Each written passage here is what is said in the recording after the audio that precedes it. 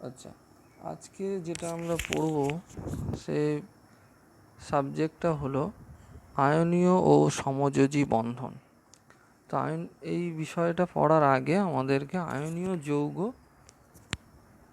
এবং সমযোজী যৌগ আলাদা আলাদা করে কারা, কেমন তাদের বৈশিষ্ট্য, সেই সকলগুলো আগে জানতে হবে। তো প্রথমেই আয়নীয় যৌগ আমরা দেখব। আয়নীয় যৌগ কারা? আয়নীয় যৌগ হচ্ছে সাধারণত অবস্থায় তারা কি হয়, কঠিন হয়। তো আয়নীয় যৌগ তৈরি হয় একটা ক্যাটায়ন ও একটা অ্যানায়নের স্থির তড়িৎ আকর্ষণ বল দ্বারা। যেহেতু ক্যাটায়ন এবং অ্যানায়ন স্থির তড়িৎ আকর্ষণ বল দ্বারা যুক্ত হচ্ছে, তারা সাধারণত কঠিন হয়ে থাকে আয়নীয় যৌগগুলি। 2 নম্বর পয়েন্ট, এরা উচ্চ গলনাঙ্ক বিশিষ্ট হয়ে থাকে। যেহেতু ক্যাটায়ন এবং অ্যানায়ন পরস্পরের সাথে যুক্ত হয়ে আয়নীয় যৌগ গঠন করে, সেই জন্য এদের গলনাঙ্ক অনেকটা বেশি হয়। কারণ এদেরকে গলাতেও অনেকটা টেম্পারেচার, তাপমাত্রার প্রয়োজন হয়। গলবে কিভাবে না, ক্যাটায়ন আর অ্যানায়নের বন্ডটা ব্রেক করবে, আকর্ষণ বলটা তাদের ভাঙা দরকার, সেই জন্য বেশি তাপমাত্রার প্রয়োজন, তার ফলে তাদের গলনাঙ্ক বেশি হবে। 3 নম্বর হচ্ছে আয়নীয় যৌগগুলো সাধারণত কঠিন প্রকৃতির হয়ে থাকে। যেহেতু আগেই বলা হচ্ছে যে আয়নীয় যৌগগুলি ক্যাটায়ন এবং অ্যানায়নের স্থির তড়িৎ আকর্ষণে যুক্ত হয়, সেই জন্য সাধারণত এরা খুব দৃঢ়ভাবে পরস্পরের ক্লোজলি, খুব কাছাকাছিভাবে অবস্থান করে, সেই জন্য এরা কঠিন প্রকৃতির হয়ে থাকে। 4 নম্বর হচ্ছে গলিত বা জলে দহিত অবস্থায় তারা তড়িৎ পরিবহন করে। সাধারণ কঠিন অবস্থায় তাদের ক্যাটায়ন আর অ্যানায়নের যে স্থির তড়িৎ আকর্ষণ বলটা কিন্তু ভাঙা যায় না। যেই জলে তাদেরকে দ্রবীভূত করা হয়, ক্যাটায়ন আর অ্যানায়নের আকর্ষণ বলটা ভেঙে যায় এবং সেখান থেকে একটা ক্যাটায়ন আর অ্যানায়ন আলাদা আলাদা করে তৈরি হয়, তারাই তড়িৎটাকে পরিবহন করে। 4 নম্বর পয়েন্ট। 5 নম্বর হলো সাধারণত এরা ধ্রুবীয় দ্রাবক যেমন জলে দ্রবীভূত হতে থাকে। এইগুলো গেল আয়নীয় যৌগের সাধারণ বৈশিষ্ট্য। এগুলো দেখে আমরা তাদেরকে চিনতে পারবো মোটামুটি। এবার আয়নীয় বা তড়িৎযোজী বন্ধনের ধারণা দেন বিজ্ঞানী কোসেল। তিনি বলেন ধাতব মৌল আর অধাতব মৌল পরস্পর যুক্ত হয়ে তড়িৎযোজী বা আয়নীয় যৌগ গঠন করে। তো ধাতব মৌলটা কি, অধাতব মৌলটা কি, আমরা যদি পর্যায় সারণী দেখি তাহলে পর্যায় সারণীর দেখব বাম দিকে যে সকল ধাতুগুলো অবস্থান করে, যেমন আমি একটু দেখাই, এই হলো একটা পর্যায় সারণী। তো এই পর্যায় সারণীর এই দিকের যে ধাতুগুলো আছে তারা সাধারণত, এই দিকে যে মৌলগুলো আছে তারা সাধারণত ধাতু, এই দিকের যে মৌলগুলো আছে তারা সাধারণত অধাতু হয়ে থাকে। তো সেরকম একটা ধাতব মৌল নেওয়া হলো সোডিয়াম। এর বাইরের কক্ষের ইলেকট্রন বিন্যাস কীরকম, এরকম 2, 8, 1, অর্থাৎ এর পরমাণু ক্রমাঙ্ক হলো 11। পরমাণু ক্রমাঙ্ক 11, তাহলে পরমাণু ক্রমাঙ্ক অর্থাৎ প্রোটন সংখ্যা যে কটা হবে, ইলেকট্রন সংখ্যাও সে কটা হবে, তাহলে ইলেকট্রন হচ্ছে 11টা, 2, 8 আর 1। তো কোসেল বলছেন এরকম একটা ধাতব মৌল তার বাইরের কক্ষের ইলেকট্রন দিয়ে দেবে, সেটা একটা হতে পারে বা একাধিকও হতে পারে। আমরা এখানে একটা, সোডিয়ামটা যেহেতু নিয়েছি, আমরা এখানে বলছি যে এটা একটা ইলেকট্রনটা ত্যাগ করবে, করে কি তৈরি হবে, একটা ক্যাটায়ন বা সোডিয়াম আয়ন। তাহলে এর ইলেকট্রন বিন্যাস কত হলো, 2 আর 8, 10। সোডিয়াম তার নিকটবর্তী নিষ্ক্রিয় গ্যাস নিয়নের ইলেকট্রন বিন্যাস লাভ করলো। তো সোডিয়াম তার নিকটবর্তী নিষ্ক্রিয় গ্যাস হলো নিয়ন লাভ করলো। অন্যদিকে তিনি বলছেন যে আর একটা অধাতব মৌল কি করবে, ধাতব মৌলের দ্বারা ছেড়ে দেওয়া যে ইলেকট্রন সেটা গ্রহণ করবে।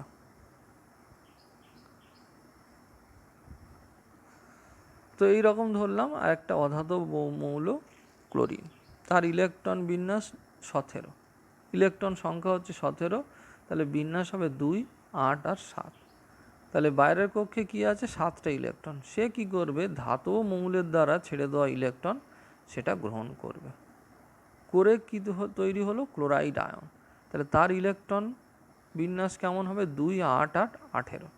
এবার এই ক্লোরাইড আয়ন সেও আর একটা মৌলের নিকটবর্তী নিষ্ক্রিয় গ্যাস, একটা মৌল, তার ইলেকট্রন বিন্যাস লাভ করবে। সেই নিকটবর্তী নিষ্ক্রিয় গ্যাস হলো আর্গন, যার ইলেকট্রন সংখ্যা হলো 18। এর কনফিগারেশনটা সে লাভ করলো। এইবার উৎপন্ন হলো একটা ক্যাটায়ন, একটা অ্যানায়ন। এইবার বিজ্ঞানী কোসেল বলছেন এই ক্যাটায়ন আর অ্যানায়ন স্থির তড়িৎ আকর্ষণে পরস্পর যুক্ত হয়ে একটা যৌগ গঠন করবে। এখানে যে যৌগটার নাম হলো সোডিয়াম ক্লোরাইড, এ একটা তড়িৎযোজী বা আয়নীয় যৌগ। তাহলে এই তো গেল একটা উদাহরণ, যার সাহায্যে আমরা বলতে পারলাম যে কিভাবে আয়নীয় যৌগ গঠন হয়, আয়নীয় যৌগ কাকে বলে। কোসেল এই সকল ধারণাগুলো সব দিয়েছে। বইতে আরও অনেক ধরনের এক্সাম্পল আছে যেগুলো দেখবে। যেমন আরেকটা আমি এক্সাম্পল দেখাই,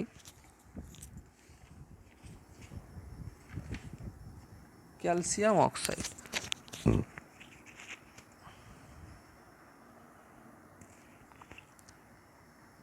ক্যালসিয়াম অক্সাইড, তো ক্যালসিয়াম অক্সাইড, এখানে ক্যালসিয়াম হচ্ছে ধাতু আর এখানে অক্সাইড সে হলো অধাতু। তো ক্যালসিয়াম পর্যায় সারণীতে যদি দেখি আমি, এর ইলেকট্রন সংখ্যা, পরমাণু ক্রমাঙ্ক হলো 20, তার মানে ইলেকট্রন সংখ্যাও 20টা। তো 20টা যদি থাকে তাহলে তার ইলেকট্রন বিন্যাস কী হবে, 2, 8, 8 আর 2। ঠিক আছে, তাহলে ক্যালসিয়ামের বাইরের কক্ষে কটা ইলেকট্রন, 2টো। বাইরের কক্ষের ইলেকট্রন সংখ্যা নিয়ে আমরা কিন্তু কথা বলবো। তাহলে আমি এটা আলাদাভাবে লিখলাম ক্যালসিয়াম, আর ইলেকট্রনকে এরকম একটা ডট দিয়ে চিহ্নিত করলাম। এখানে কি আছে, অক্সিজেন। অক্সাইডটা পরে বলবো কখন, সেটা দেখো। অক্সিজেন, অক্সিজেন কত, অক্সিজেন হলো 8, পরমাণু ক্রমাঙ্ক 8, অর্থাৎ ইলেকট্রন সংখ্যাও 8। তো এর ইলেকট্রন বিন্যাস তাহলে কী হবে, 2 আর 6, 8 হলো। তাহলে আমরা এইভাবে অক্সিজেনটা লিখলাম। এর বাইরের কক্ষে কটা ইলেকট্রন, 6টা ইলেকট্রন। বাইরের কক্ষের ইলেকট্রনগুলোই নিয়েই আমরা কিন্তু কাজ করেছি, এটা ভালো করে খেয়াল রাখতে হবে। তাহলে 6টা ইলেকট্রনকে আমরা এইভাবে একটু অন্য, এখানে ডট দিয়ে প্রকাশ করেছি, এখানে আমি ক্রস দিয়ে প্রকাশ করলাম। ঠিক আছে, এইবার আয়নীয় যৌগে কোসেল যে বলেছেন তার মত অনুসারে যে বাইরের কক্ষের ধাতু, তার বাইরের কক্ষের এক বা একাধিক ইলেকট্রন। এখানে ক্যালসিয়াম কি করবে, 2টো ইলেকট্রন অক্সিজেনকে দিয়ে দেবে। তাহলে ক্যালসিয়ামের ছিল 20টা, 2টো যদি চলে যায় তাহলে কটা হবে, 18টা। 2 আর 8, 10 আর 8, এখানে 18। তাহলে 18টা কাজ ছিল আর্গন। তাহলে ক্যালসিয়াম তার নিকটবর্তী নিষ্ক্রিয় গ্যাস আর্গনের ইলেকট্রন বিন্যাসটা লাভ করলো, হলো। এইবার দেখো অক্সিজেন কি হলো, 2টো ইলেকট্রন সে পেল। তাহলে এর ফলে কি তৈরি হলো, এরকম ক্যালসিয়াম 2টো ইলেকট্রন ছেড়ে দিলে কি হবে, 2+ হবে, এটা একটা ক্যাটায়ন তৈরি হবে, আর ইলেকট্রনটা বিন্যাসটা এই হবে। এইবার যেটা অক্সিজেন তৈরি হবে এইটা, তাহলে এই 2টো ইলেকট্রন চলে এসছে, আগে ছিল এরকম 6টা ইলেকট্রন, এটাকে আমি থার্ড ব্র্যাকেটের মধ্যে প্রকাশ করছি, আর 2টো ইলেকট্রন যেহেতু দিয়েছে তার মানে 2-। তাহলে এর কত হলো, 2 আর 8। তাহলে এর 2 আর 8, 10। তাহলে 10 কার ছিল, নিয়ন।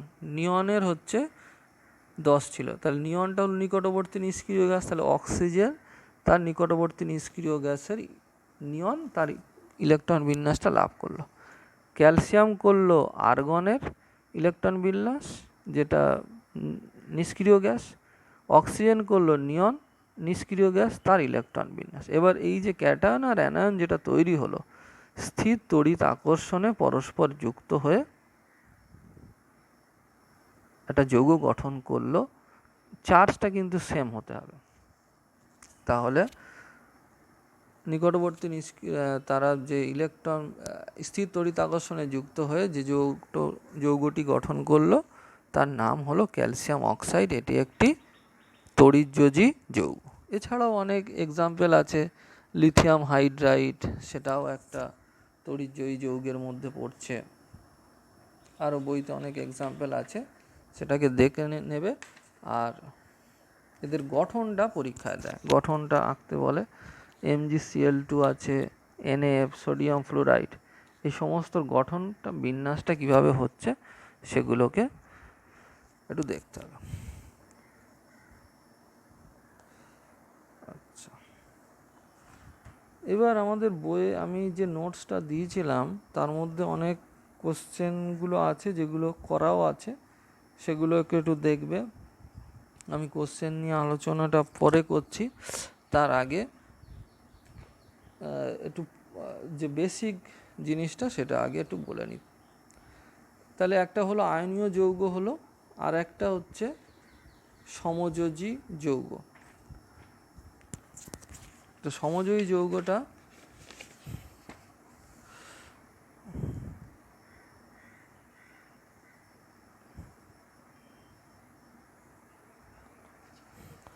সমযোজী যৌগের বৈশিষ্ট্য।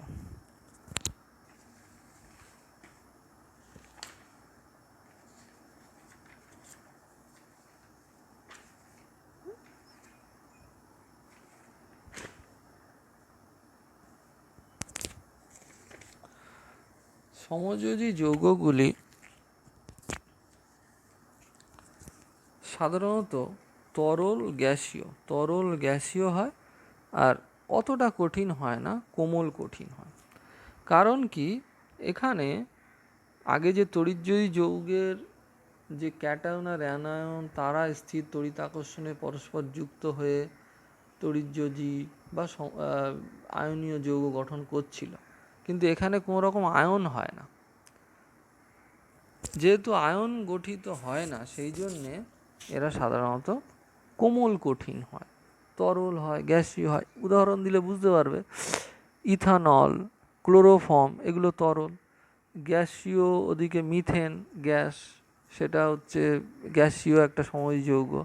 চিনি, ন্যাপথলিন, গ্লুকোজ, এদের কাঠিন্য কিন্তু অতটা বেশি নয়। NaCl এর যে কাঠিন্য তার মতো কঠিন নয়, সেই জন্য চিনি, গ্লুকোজ, ন্যাপথলিন কোমল কঠিন সমযোজী যৌগ। নাম্বার 2 হলো গলনাঙ্ক স্ফুটনাঙ্ক তড়িৎযোজী বা আয়নীয় যৌগ অপেক্ষা কম হয়। তো তড়িৎযোজী এই সমযোজী যৌগগুলির মধ্যে আকর্ষণ, এখানে তো ক্যাটায়ন অ্যানায়ন পরস্পরের সাথে যুক্ত হয় না, সেই জন্য এদের মধ্যে আকর্ষণ বলও অনেকটা কম হয়। ফলে তাদের গলনাঙ্ক অর্থাৎ কম তাপমাত্রায় তারা সহজেই গলে যায়। যেমন কোমল কঠিন থেকে তরলে পরিণত হয়ে যায় তাড়াতাড়ি। হ্যাঁ, যেমন এক্সাম্পল যদি দিই, ইথানল, তার স্ফুটনাঙ্ক 78.5 ডিগ্রি। তো এদের গলনাঙ্ক স্ফুটনাঙ্ক অনেক কম হয়। 2 নম্বর। 3 নম্বর হচ্ছে তড়িৎ পরিবহনে এরা অক্ষম হয়, যেহেতু এখানে কোনো ইলেকট্রনই থাকে না। ইলেকট্রন যেহেতু এদের মধ্যে কোনো রকম ক্যাটায়ন অ্যানায়ন নেই, বা এই সমযোজী যৌগগুলো যেভাবে গঠিত হয় পরে আমরা বলবো, ইলেকট্রন দেওয়া নেওয়ার মাধ্যমে এরা গঠিত হয়। তো ইলেকট্রন এখানে আলাদা আলাদাভাবে কোনো রকম থাকে না। ইলেকট্রনগুলো আলগাভাবে থাকে না বলেই সমযোজী যৌগগুলো তড়িৎ পরিবহন করে না, তার যে যে অবস্থায় ছিল, ধরো তরল অবস্থায় বা গ্যাসীয় অবস্থায় বা কোমল কঠিন অবস্থায়। এছাড়া যদি এদেরকে জলে দ্রবীভূত করা হয় বা অন্য কোনো দ্রাবকে দ্রবীভূত করা হয়, সে অবস্থায়ও এরা আয়নিত হবে না, মানে ক্যাটায়ন অ্যানায়ন তৈরি করবে না। তার ফলে কোনো রকমভাবেই এরা তড়িৎ পরিবহন করতেই পারে না, তড়িৎ পরিবহনে এরা অক্ষম হয়ে থাকে। কিন্তু ব্যতিক্রম বলছে HCl গ্যাস। HCl গ্যাস জলীয় দ্রাবক, যেমন জলের অণুর সাথে জলের সাথে এটা মানে জলের অণুর সাথে যুক্ত হয়ে এরা আয়নিত হয়, মানে H+ আর Cl- তৈরি করে ফেলে। সেই জন্য HCl গ্যাস সমযোজী যৌগ হওয়া সত্ত্বেও তড়িৎ পরিবহন করতে পারে, আবার অ্যামোনিয়া গ্যাসও করতে পারে অ্যামোনিয়াম আয়ন হিসাবে। এটা তো একটা এদের তড়িৎ পরিবাহিতা গেল। আর একটা হচ্ছে ধ্রুবীয় দ্রাবক, যেমন জলে অদ্রাব্য হয়, কিন্তু অধ্রুবীয় দ্রাবক অ্যালকোহল, ইথার এতে দ্রাব্য হয় সমযোজী যৌগগুলো। তো এইগুলো হচ্ছে বৈশিষ্ট্য মোটামুটি সমযোজী যৌগের। সমযোজী বন্ধন, আগে যেমন তড়িৎযোজী বন্ধন বললাম, সমযোজী বন্ধনের ধারণা দিয়েছেন বিজ্ঞানী লুইস। তিনি বলেছেন যে একই জাতীয় মৌল বা অন্য বিষম জাতীয় মৌল তারা কি করবে, একে অপরকে ইলেকট্রন দেওয়া নেওয়া করবে। এবং যেমন আমি যদি একটা এক্সাম্পল দিয়ে দেখাই, ছোট্ট একটা এক্সাম্পল, যেমন ধরো ফ্লুরিন গ্যাস F2, এখানে দেখতে পাচ্ছ ফ্লুরিন দুটো এরকম ফ্লুরিন মৌল পরস্পরের সাথে যুক্ত হয়ে এক অণু ফ্লুরিন উৎপন্ন করেছে। তো এইগুলোকে জানতে হলে আমাদেরকে এদের ইলেকট্রন বিন্যাসটা জানতে হবে। এইটা অবশ্যই দেখে রাখতে হবে, অন্তত 1 থেকে 20 পর্যন্ত পর্যায় সারণীর, এগুলো আমরা ক্লাসে অনেকবার বলেছি, আরেকবার বলছি। যেমন ফ্লুরিন হচ্ছে এর 9 হলো পরমাণু ক্রমাঙ্ক, তার মানে এর ইলেকট্রন সংখ্যা কটা হবে, 9টা। তাহলে 2 আর 7। আর একটা ফ্লুরিন পরমাণু আছে, আর একটা ফ্লুরিন পরমাণু আছে, এরও সেম হবে 2 আর 7। বাইরের কক্ষ কোনটা, সব থেকে বাইরে যেটা সেটাই বাইরের কক্ষ, এর ইলেকট্রন সংখ্যা 7, এরও 7 আছে। তো আমি এটা দেখাবো কিভাবে, 7টা ইলেকট্রন একটা ডট দিয়ে দেখাচ্ছি, 2 3 4 6, ওদিকে আর একটা। এবার লুইস বলছেন যে এরকম সমজাতীয় মৌল বা বিষম, আর একটা পরে আমরা বিষমর একটা এক্সাম্পল দেবো, আগে সমটা দিই, যে সে কি করবে, তার এটাকে আমি যদি ক্রস দিয়ে দেখাই ভালো হয়। বাইরের কক্ষের ইলেকট্রন অপর মৌলকে দেবে, অন্য আর একজন সেও দেবে। তাহলে মাঝে কটা হলো, একটা ডট আর এদিকে একটা ক্রস, তাহলে এটা এই তাহলে এই যে মাঝে এলো কটা, 2টো ইলেকট্রন, এবং এই যে দেওয়া যে ইলেকট্রন প্রথম মৌলটা সমানভাবে ব্যবহার করবে, দ্বিতীয় মৌলটাও সমানভাবে ব্যবহার করবে, এবং তারা নিকটবর্তী নিষ্ক্রিয় গ্যাসের কনফিগারেশন লাভ করবে, ইলেকট্রন বিন্যাস লাভ। যেমন হচ্ছে ফ্লুরিন, তাহলে তার মোট ইলেকট্রন সংখ্যা কত হলো, 2টো 4টে 6টা 8টা।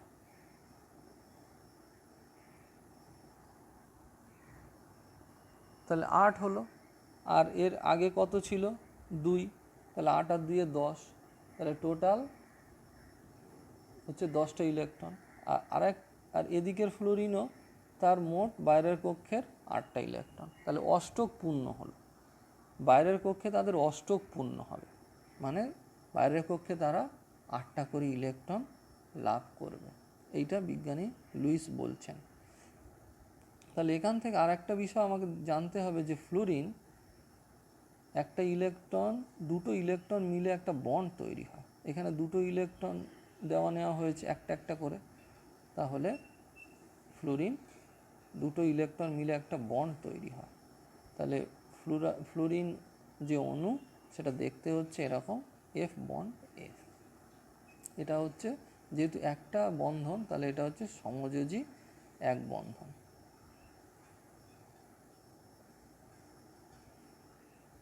তাহলে লুইসের এই সংজ্ঞাটা আমি একটু বলি যে কিভাবে কি তৈরি করছে, যে নিকটবর্তী নিষ্ক্রিয় গ্যাসের পরমাণুর মতো ইলেকট্রন বিন্যাস লাভের জন্য।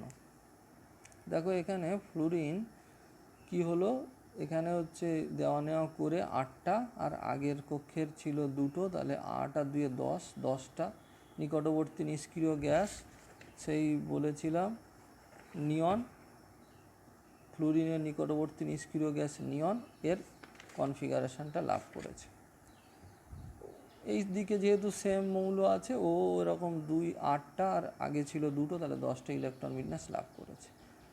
তাই নিকটবর্তী নিষ্ক্রিয় গ্যাসের কনফিগারেশন লাভ করেছে, তার সাথে সাথে তাদের অষ্টক পূর্ণ হয়েছে, মানে বাইরের কক্ষে 8টা করে ইলেকট্রন দ্বারা পূর্ণ হবে, হয়ে যৌগ গঠন করবে। এবং কিভাবে এটা পূর্ণ হবে, একজন দিল অন্যজনও দেবে, সমভাবে দেওয়া নেওয়া হবে। এবং দুটো ইলেকট্রন মিলে যেহেতু একটা বন্ড তৈরি হয়, তাহলে এফ আর এফ সমযোজী এক বন্ধন তৈরি করলো। এইভাবে সমযোজী বন্ধন বা সমযোজী যৌগ গঠন হয়, আর তাদের মধ্যে বন্ধনটাও গঠিত হয়। সমযোজী বন্ধন 3 রকমের হতে পারে। এটা হচ্ছে এক বন্ধন, দ্বিবন্ধন, আর হচ্ছে ত্রিবন্ধন। তো আমরা এক বন্ধনের এক্সাম্পল একটা দিয়েছি, দ্বিবন্ধনের একটা এক্সাম্পল দিই। দেখো কার্বন ডাই অক্সাইড CO2, এখানে কার্বন একটা মৌল আর আছে CO2 একটা তাই CO2 একটা দ্বিবন্ধনযুক্ত সমযোজী যৌগ। এদের কার্বন একটা মৌল আর অক্সিজেন, তো মাঝখানে আছে এরকম কার্বন, অক্সিজেন আছে এরকম দুই দিকে। তো কার্বনের ইলেকট্রন সংখ্যা কত? 6। বাইরের ইলেকট্রন বিন্যাসটা কী হবে? 2 আর 4। অক্সিজেনের কত? 8। ইলেকট্রন সংখ্যাই বলো বা পরমাণু ক্রমাঙ্ক বলো, তাহলে ইলেকট্রন বিন্যাসটা কী হবে? 2 আর 6। তাহলে কার্বনের বাইরের কক্ষে কটা ইলেকট্রন? 4টে। অক্সিজেনের কটা ইলেকট্রন? 6টা। তাহলে এইভাবে 2, 2, 4, 2, 6 অক্সিজেনকে দেখিয়ে দিলাম। কার্বনকে কিভাবে দেখাবো? অন্য দিয়ে দেখাই, ক্রস।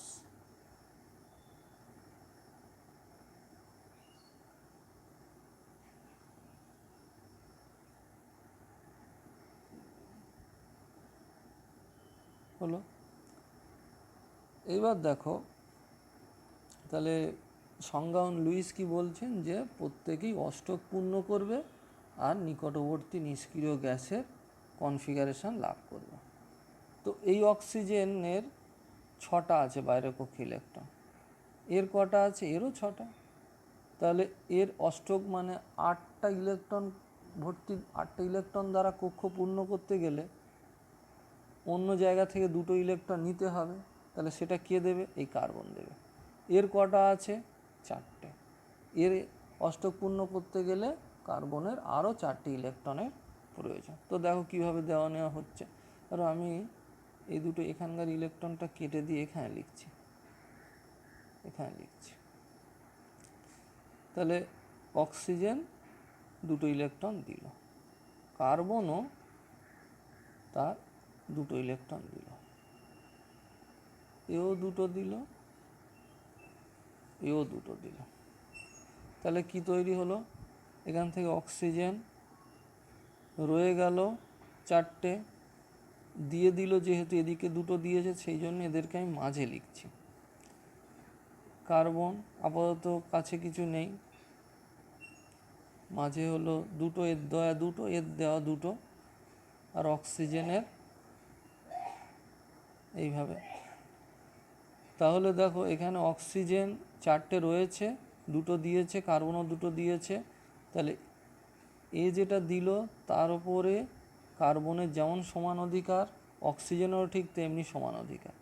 তাহলে অক্সিজেনের এই এদিকের যে 4টে দেওয়া নেওয়া হয়েছে, যে ইলেকট্রনের ওপর সমান অধিকার, এখানে এই অক্সিজেনের সমান অধিকার, এদিকে কার্বন দুটো দিয়েছিল, এদিকে দুটো দিয়েছিল, তাহলে এর উপরেও কার্বনের সমান অধিকার। তাহলে অক্সিজেন এদিকে কটা, 4টে আর 4টে 8টা ইলেকট্রন, কার্বন দেখো 4টে 4টে 8টা ইলেকট্রন, অক্সিজেন হলো 4টে 4টে 8টা ইলেকট্রন। তাহলে প্রত্যেকের কত হলো, অষ্টক পূর্ণ হলো। এবার আমরা বলেছিলাম যে দুটো ইলেকট্রন মিলে একটা সিঙ্গেল বন্ড তৈরি হয়।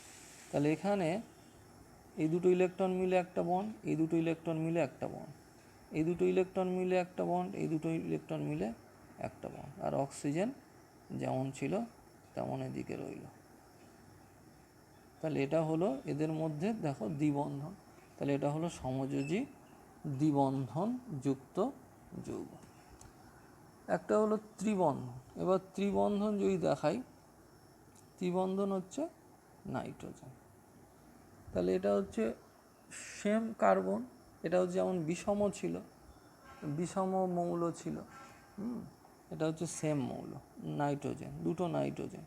তাহলে নাইট্রোজেনের ইলেকট্রন বিন্যাসটা কেমন, নাইট্রোজেনের পরমাণু সংখ্যা হচ্ছে 7, তাহলে 2 আর 5, ইলেকট্রন বিন্যাস হবে 5। তাহলে বাইরের কক্ষে কটা ইলেকট্রন, 5টা। তাহলে এদিকে নাইট্রোজেন আছে, এদিকেও নাইট্রোজেন আছে, তাহলে এদের যে 5টা ইলেকট্রন, 3টি 2টো 5টা, 3টি 2টো 5টা। কী হবে, প্রথম ক্ষেত্রে নাইট্রোজেন ইলেকট্রন দিল, এদিকের নাইট্রোজেনও ইলেকট্রন দিল, তাহলে এখান থেকে যেটা হবে মাঝখানে তাহলে 3 3 6টা ইলেকট্রন যেটা মাঝে এলো, আর এদিকে দুটো পড়ে আছে। এই মাঝের যে ইলেকট্রন যেটা দেওয়া নেওয়া হয়েছে, বাঁদিকের মৌলটিরও সমান অধিকার, ডান দিকের মৌলটিরও এর ওপরে সমান অধিকার। তাহলে দুটো ইলেকট্রন মিলে একটা সিঙ্গেল বন্ড তৈরি হয়, তাহলে এখান থেকে একটা বন্ড, এই জন্য একটা বন্ড, এই জন্য একটা বন্ড, আর এই দুটো ইলেকট্রন পড়ে আছে। তাহলে দেখো এটা 6টা 2টো 8টা ইলেকট্রন অষ্টকপূর্ণ হয়েছে, 6টা 2টো 8টা অষ্টকপূর্ণ হয়েছে। তাহলে যেহেতু এর মধ্যে 3টি বন্ড আছে, সেই জন্য এটা হচ্ছে ত্রিবন্ধন,